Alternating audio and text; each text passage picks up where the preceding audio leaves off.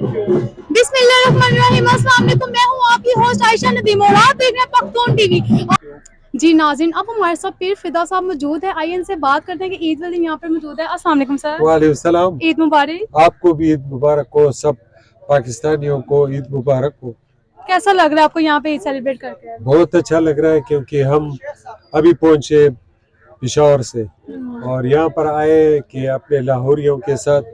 और जी, यहाँ जो हमारे पार्टी के लोग हैं, हमारे पार्टी के जो जवान है, यूथ है, हमारे आईएसएफ के भाई हैं, और इस तरह से खान साहब के साथ सेलिब्रेट करने के लिए ईद उल फितर, इसलिए अपनी हाजिरी यहाँ पर लगाई है।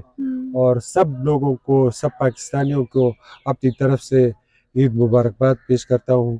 अल्लाह हम सबको, हमारे मुल्क को इस तरह से खुश रखे और इस तरह से हज़ारों ईदें आए जो हमारे मुल्क के लिए खुशी का पैगाम हो। आमीन। Thank you. Thank you ji.